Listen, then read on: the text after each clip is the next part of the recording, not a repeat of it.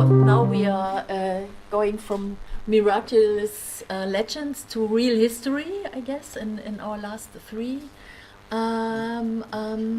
presentations, and I'm very happy to introduce you to Marcelo Benveniste, who is also the co-organizer of this workshop. Shall we? Yes, I will.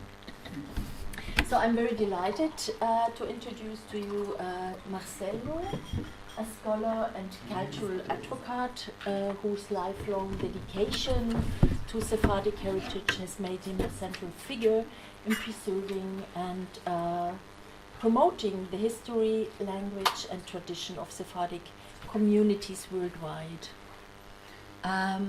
As co-founder and editor of Sefarad, Noticias del Mundo Sefaradi, and a long-standing collaborator with the Centro Cultural Sefarad, together with his wife Liliana in Buenos Aires, Marcelo has built bridges between scholarship, cultural preservation and public engagement.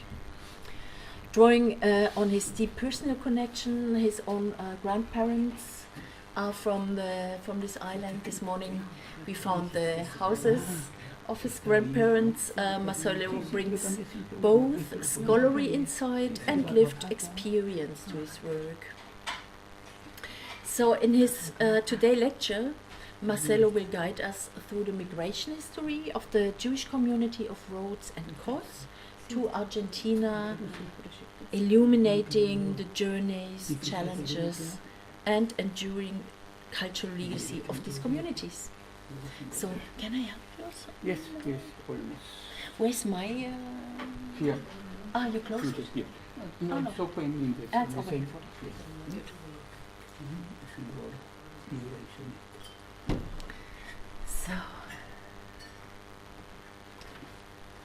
So welcome. Okay, thank you. You know, my English is not very good.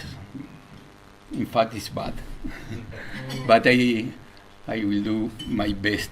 The last week I practiced this lecture. Let's see what happened. Okay.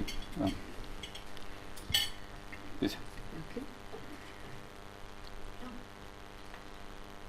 Answer? Yeah. Right. I want to begin by thanking the Jewish community of Rhodes, its President Claudia Restis, and especially Carmen Cohen, to whom we are deeply grateful for the important work they do. And also Bella Retis, whom I remember fondly from our meetings, including one in Buenos Aires. I apologize, Claudia, I don't have a photo with you. This is the first time we met. I hope the next time I will put a picture with you.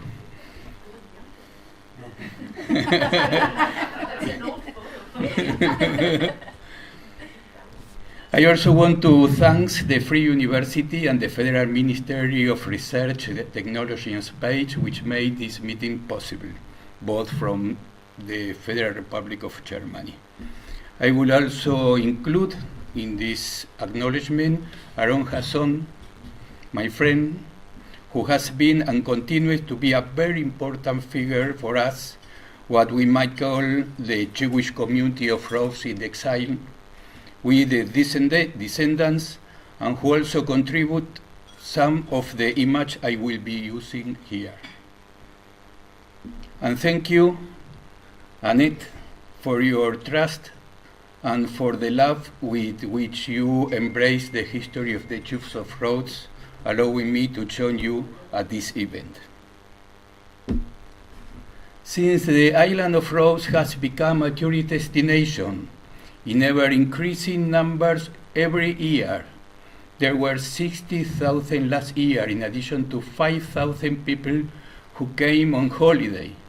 Since among these privileged people who can visit the enchanting island, there are certainly some Jews we thought it interesting to publish some brief historical information on the past and present of this latter resident of Rhodes.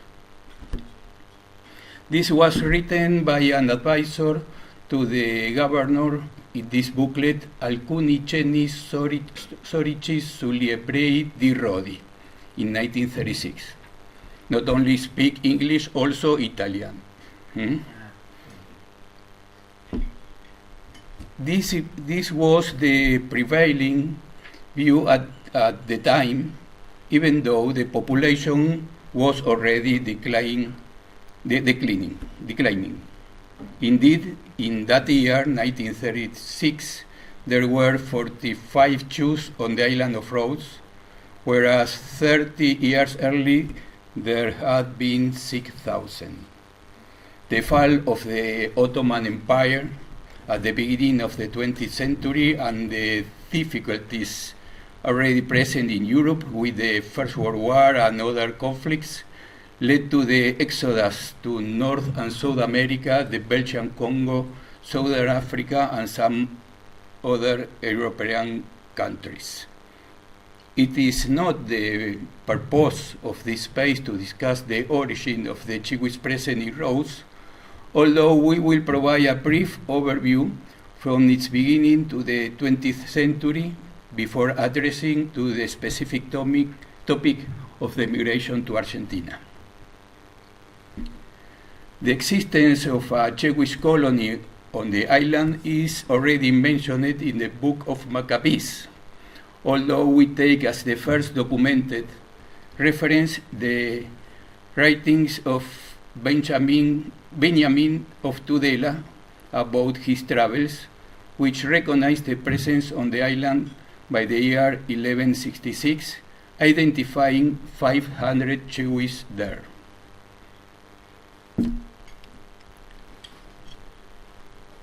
Voltaram Meshulam, in this chronicle of his journey to Palestine in 1481, recounts the presence of Abraham de Ferrara, the notables Messer León de Rodi, and the Dr. Azaria, who suffered the consequences of the siege by the Turks a year earlier, which destroyed a good part of the Jewish quarter.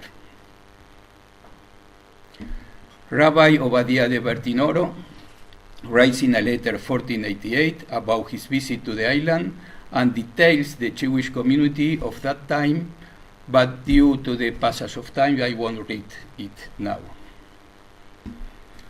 The story continues with moment of peace and moment of war until 1522, when, after the conquest of Rhodes by Sultan Suleiman, many Jews emigrants or children of those who were expelled from Spain in 1482 came from various cities in Turkey to settle in Rhodes, significantly increasing the number of Jews and forming the majority of the community. Therefore, the customs and even the Spanish language of these Jews prevailed over those of the natives with their own customs and who surely spoke Greek. The 40 families that Sultan Suleiman transplanted from Saloniki had a great influence. Of course, you know this image, which shows the route taken by the Jews expelled from the Iberian Peninsula, and as is clear, they did not go directly to Rhodes until 1522. During the following 390 years, between 1522 and 1912, of Ottoman rule, Jews lived in peace like all other religionists in the empire of the Sultan. However, the difficulties that, as we mentioned, it has already arisen since the end of the 19th century led to the beginning of migration from Rhodes to Argentina. De anterior. Sí, La 10. no anda en, no está siendo personal. Esta.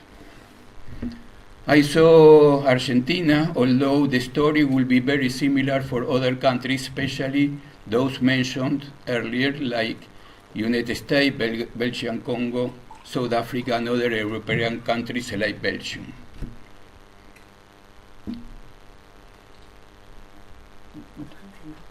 No sé. Necesito el mouse. ¿Quieres protestar vos, será? No.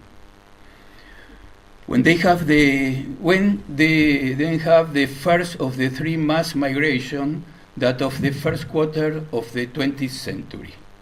Let me say it is in this way that my grandparents, Elias, Rebecca, Asher, and Leonor came.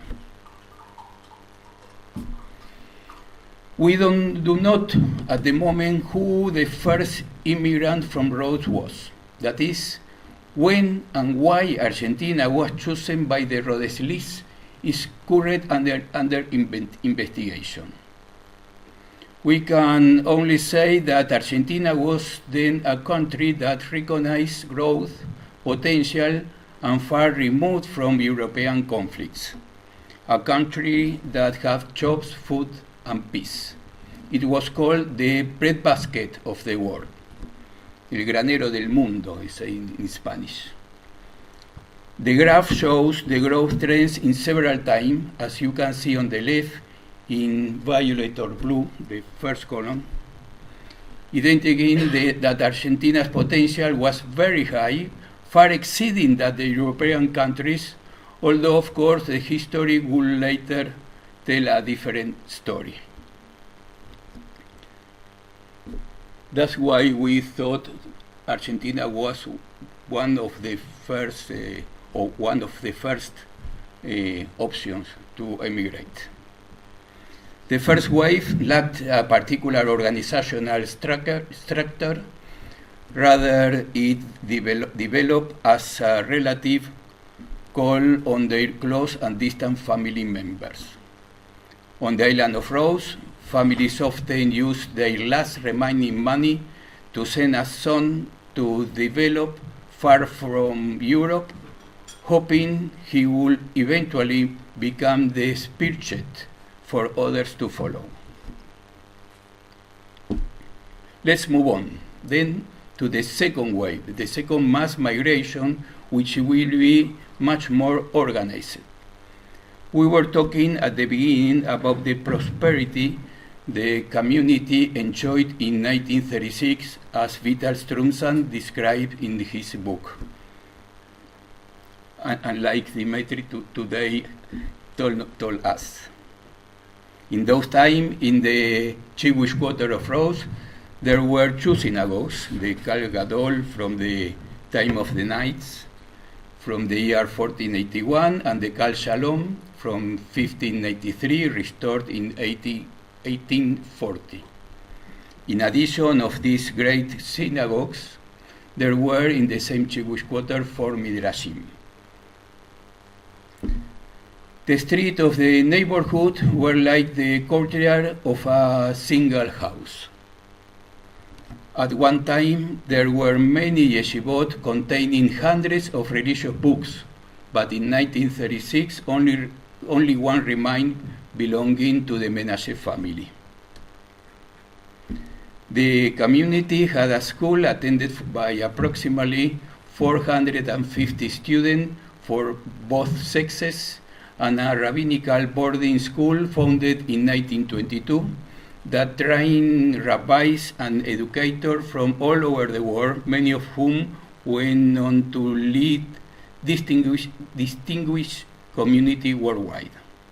A decree for the governor mandates the observance of Shabbat on Saturdays, just as it does on Sundays and Fridays for followers of other faiths.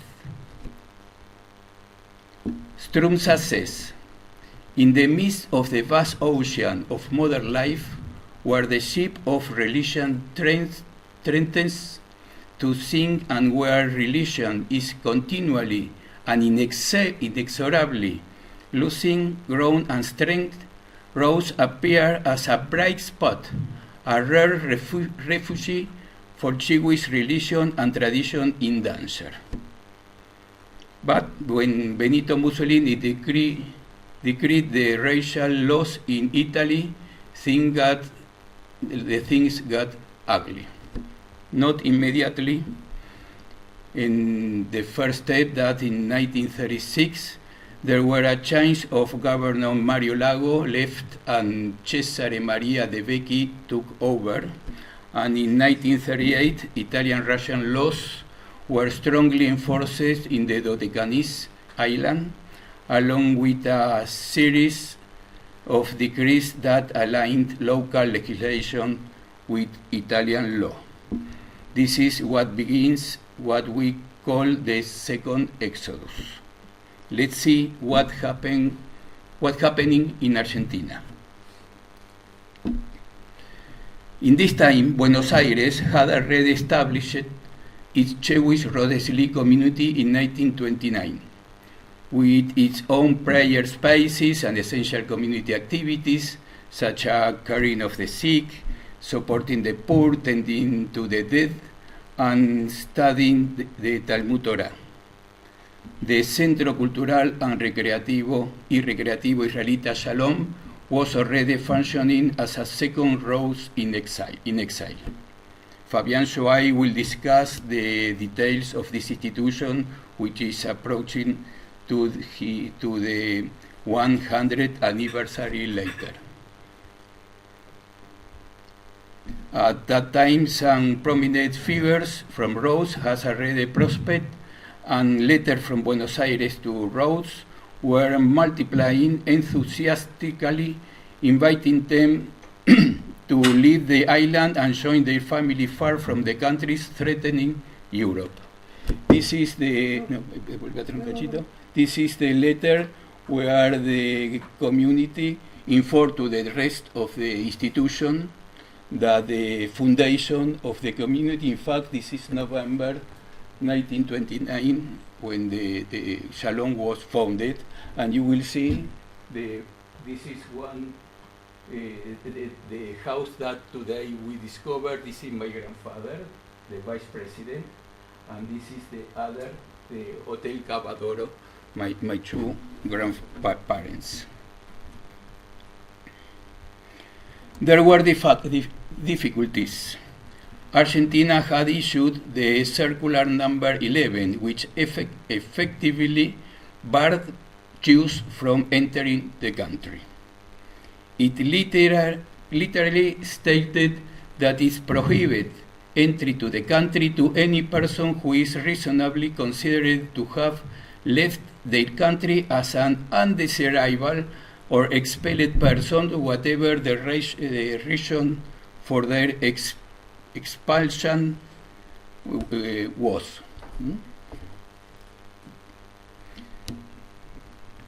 Despite this, connection of some community members allowed them to pull off this rescue operation.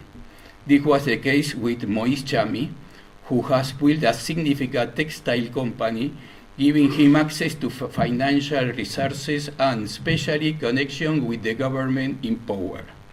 His activities concerning aid to immigrants were carried out by this secretary, Salvador Tarica. What we see in the image below his photos are the plaques in his honor at the Shalom Synagogue in Buenos Aires.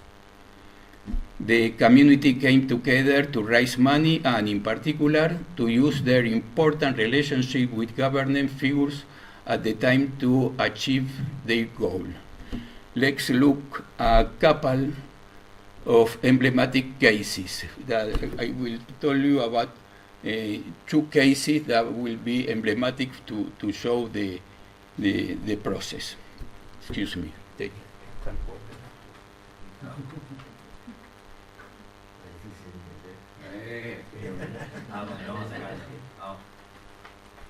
I hope you understand.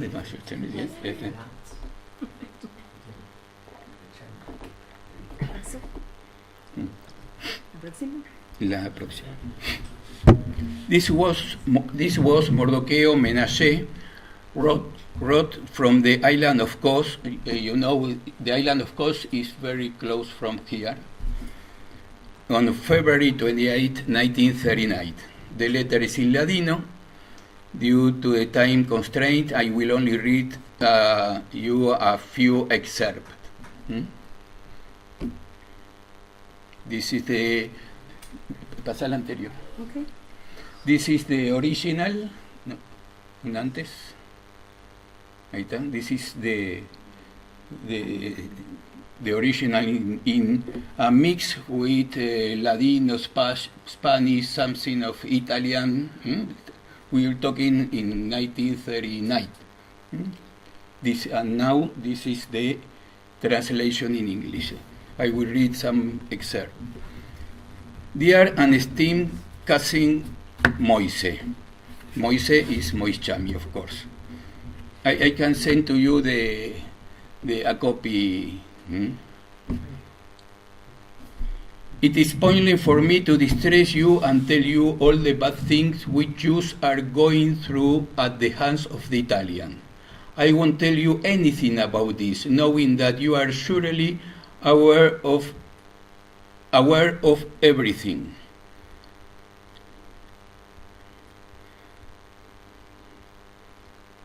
As a consequence of the Italian racial laws, I was forced to liquidate my business and decided to leave this line under Italian control. I know of your kind and immense generosity. I also know of your influence in your country. This is why I dare to appeal to your feelings and ask for your help in this moment of great despair into which I have fallen.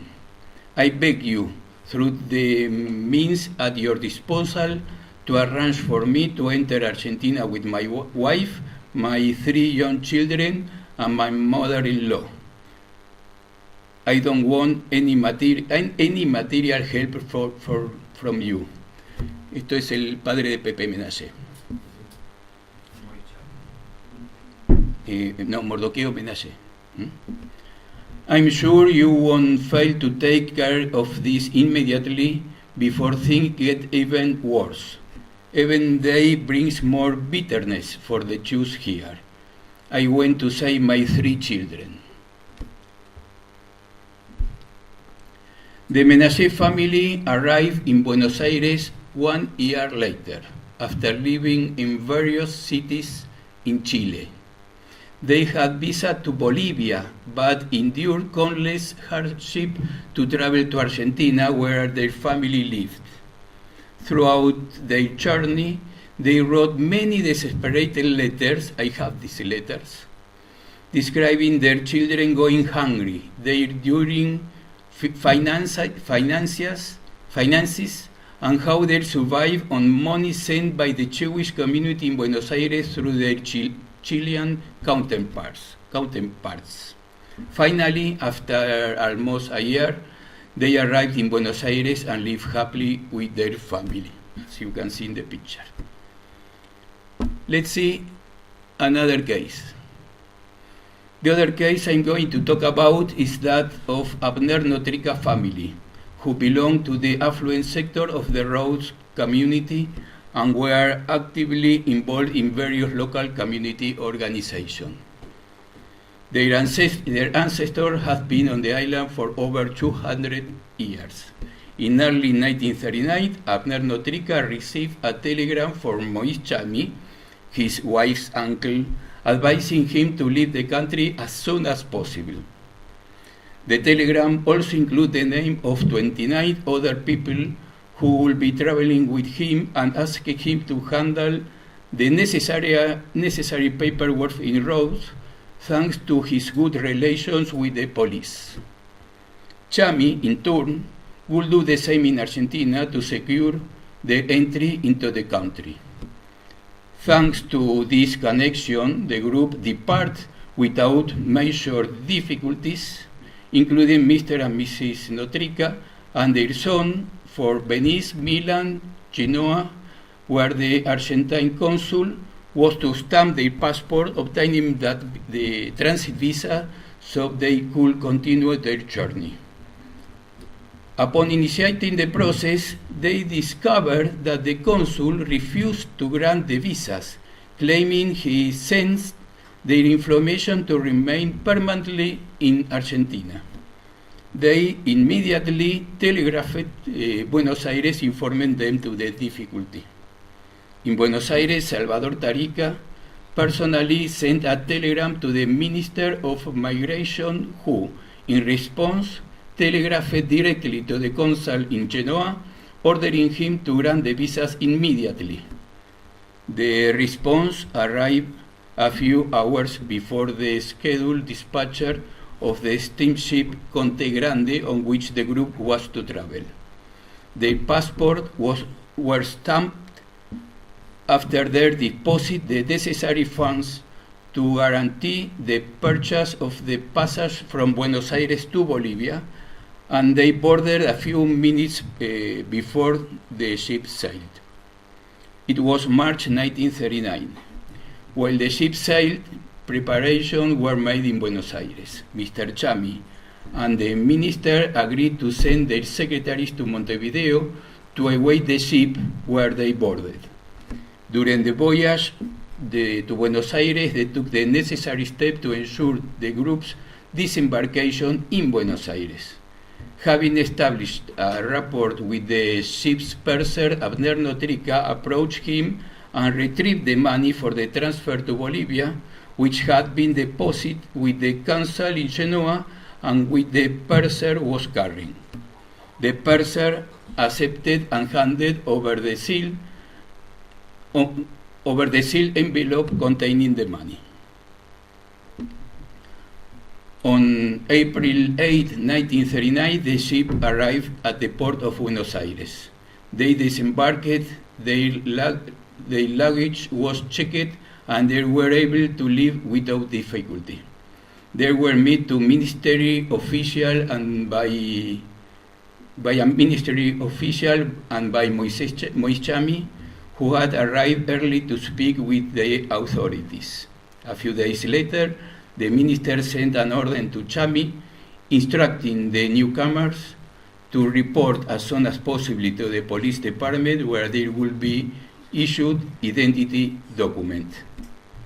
Once settled, Abner Notrica actively participated in the institutional work of the Shalom community and dedicated his time to helping Jews affected by World War II.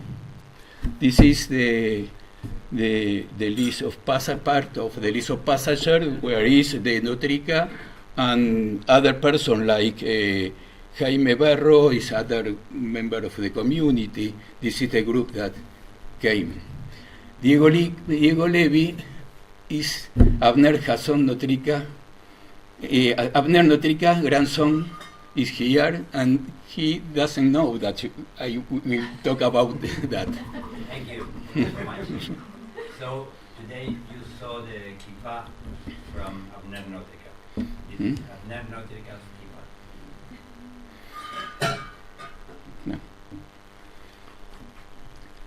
These two cases serve as examples of the difficulties encountered, but especially the solidarity of the Rhodes community in Argentina, which facilitated the second very large wave of immigration, always centered around the Shalom community of Buenos Aires.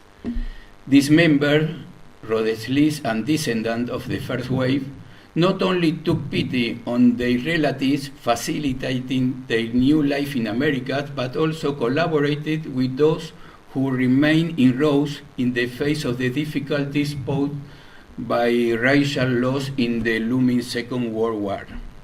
Here you can see a message from the Shalom community in Buenos Aires to the president of the Jewish community of Rhodes, remitting funds for various institutions of the Jewish community on Rhodes. Let's see, this is in Spanish. Let's see the translation in English. Of course, I can send the scan of all that. In the interest of time, I won't read them, but in short, in this case, they are sending money raised during the Yom Kippur ceremonies to the Israeli schools and the rabbinical seminary, and it concludes by expressing the feeling of solidarity and animates all the Rhodesli who live in this latitude grouped around the Centro Cultural Israelita Shalom. And finally, we have to talk about the third wave, small. Unfortunately, we cannot talk about mass migration, and it is the arrival of the survivors. Very few indeed. Only a handful of Holocaust survivors found in the relative already in Argentina the possibility of rebuilding their lives. Among them, David Galante, Lili Soriano, Denise Menashe, and others. It took them many years before they began to speak. They carried in their bodies and minds the wounds inflicted during the terrible moments they lived through in the extermination camps, watching their parents, their siblings, their neighbor die. Clearly, the purpose of this meeting is not to delve into the subject of the Holocaust, which deserves a separate discussion. Many of us are committed to remembering and keeping the memory alive, especially in those times when these survivors are no longer with us and so few remain. The Shalom community, the Centro Cultural Sefarad of Buenos Aires that I preside over, and the Holocaust Museum of Buenos Aires jointly hold an annual commemoration and tribute to the victims and survivors of the Shoah from the Sephardic community of Rhodes, Saloniki, and Kos. This is our commitment. But I especially mention David Galante, de Bendicha Memoria, who only began speaking about the issue in 1994 and who committed himself to bearing witness and very possible forum, both within Jewish context and especially outside of them in public institutions such as school and law enforcement agency. Having toured the Jewish quarter of Rhodes with him in 2008 was a blessing for me.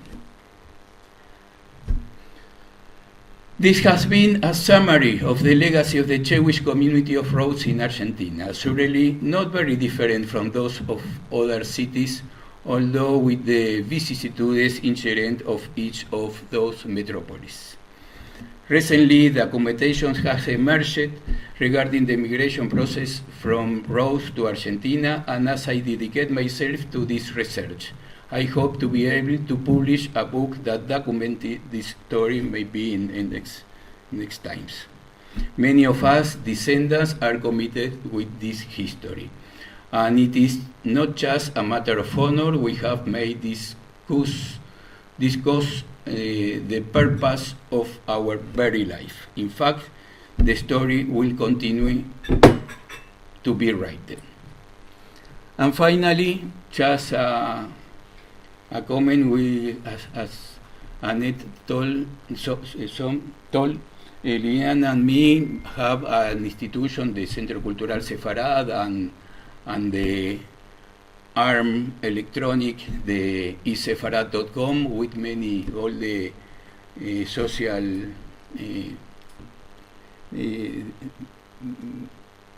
and there is a hyperlink with all the things we are doing, especially in our YouTube channel.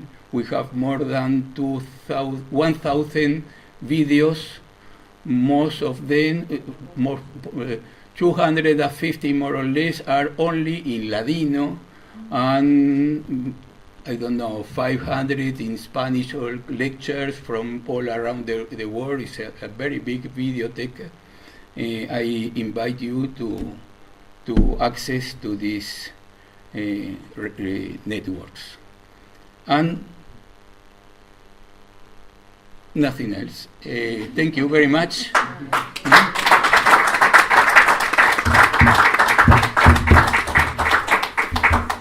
So thank you so much, Marcelo. There are any questions or remarks?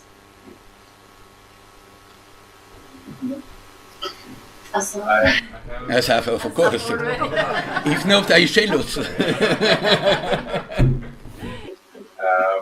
it's a question maybe not just for you, but for other people in the room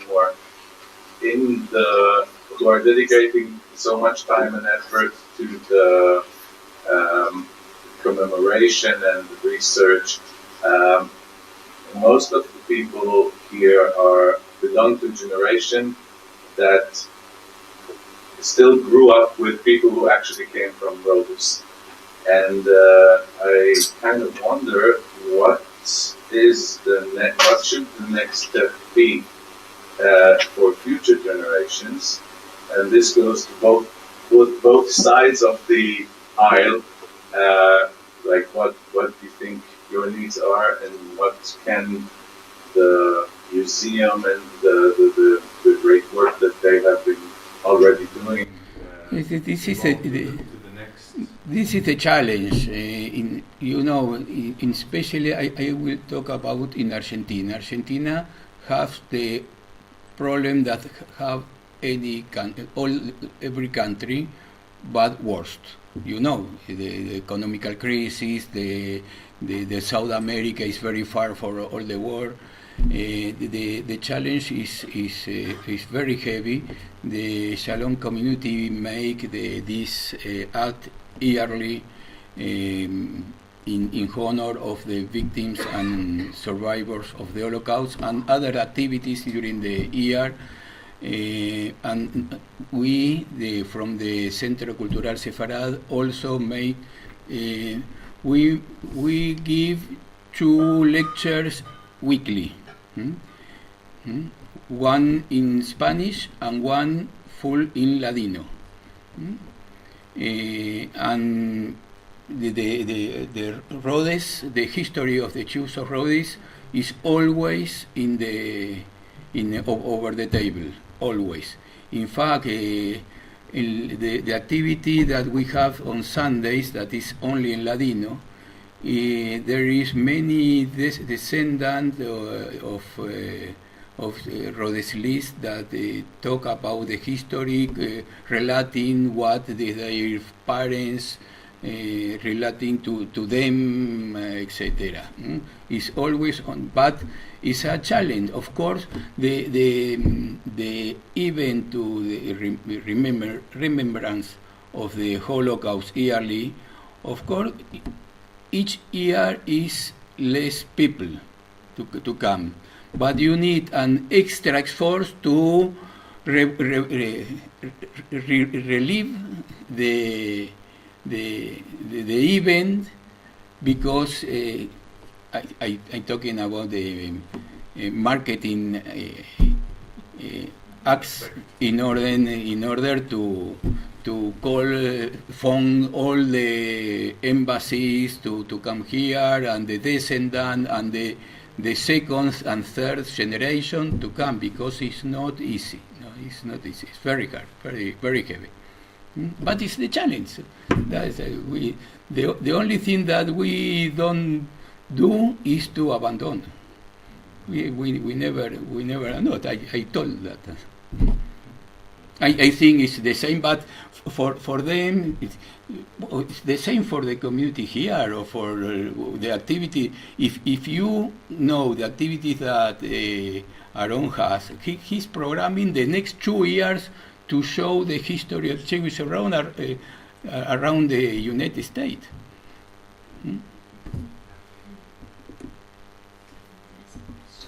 I'm curious, is Ladino being taught anywhere? Yeah. Yes. It's not too much. There are only a few people that speak Ladino as a maternal language, but we after the COVID, when the electronic communication growth was an impulse for the language. In fact, there are many institutions that give courses of Ladino, including us. Liliana is teacher, teach Ladino. You see some Ladino. There are many singers that are singing Ladino. not all the singers are committed with the language. It's a sympathetic thing, but we make the effort to. We know that in many years nobody will speak Ladino because there is no country or place where you must speak Ladino. That's why Liliana started the Encontros de Aljade. Encontros de Aljade in Ladino means the meeting of Sunday, where the only rule is to speak Ladino. You can speak about the football or the weather or the history of a survivor, wherever. But you must to speak in Ladino. There are people that speak better, others not better. We have now cafés alegres. Now, once a month, we have Cafés Alegres, happy coffee, in our Centro Cultural in presence. We talk in Ladino. The last month, 12 persons to talk about nothing. To talk about nothing. If you come to Argentina, you can. Hay masitas, café turco, siempre. Y burequitas. You're invited. When you come to Argentina, come to Cafés Alegres. Nothing else? I have a question. Yes. Maybe to you or to Claudia.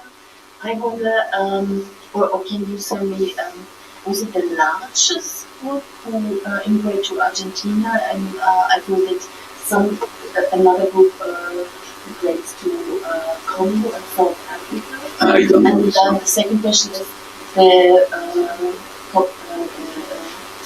Jews in South Africa from Rhodes. Are they also such a strong Sephardic connection?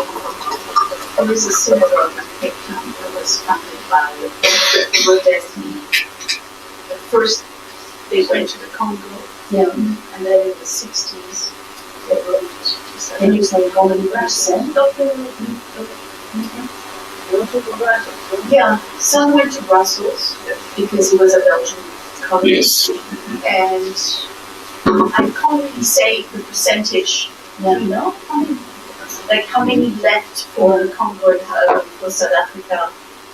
But in Cape Town, it was actually a really big community. A lot of them immigrated. There's still a lot. There's still a lot. And the synagogue still, you can still go on the website and they say you were founded. Yes. But If you go to Seattle or Atlanta or Los Angeles, I went to Seattle and the Ezra Bizarot synagogue.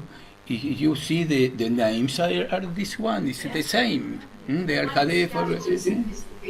Yes. in Seattle. The Rosary Common?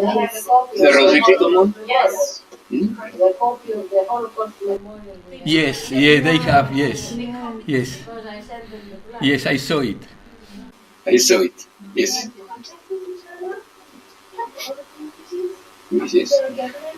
Well, I think in the States, I think now it's pretty well organized, I find it. The Jewish Brotherhood. Yes, the organization. It's really well organized and Yes. they do events all over the States. They have and money. a lot of young people now taking over, like the 20s and 30s. So that I find it very encouraging. And they do events all over. There's 5-6 Sephardic synagogues probably connected. So in Atlanta, a couple in New York, in LA, Seattle. So they do events all over. And they're much better. I mean, they're quite well organized now. Yes, there are too much people, and they are have heavy position, a good position.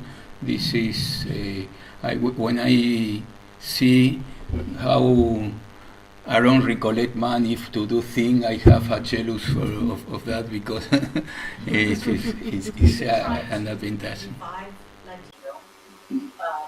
Lessons, a lot of events, galas, the Jewish Brotherhood. Burritos party. That's Burrequita Pata, the camp, the Sephardic camp also. Sí, Sephardic camp, yes. Tours, every year. Tours. Young professionals. Aaron made picnics. No? Aaron made picnics. Picnics use of a picture here of the picnics that the Jewish made here. He copied the idea in Los Angeles. In Atlanta, they meet every week and they prepare food, which they sell. Yes. And I was there. Yes, I sure. went one day and I was making bad ones. Yes, that's right. Yes. And you see these old ladies. And there's some, we're born here. Now, Yes. there's very few people alive Sure. that were born on the island.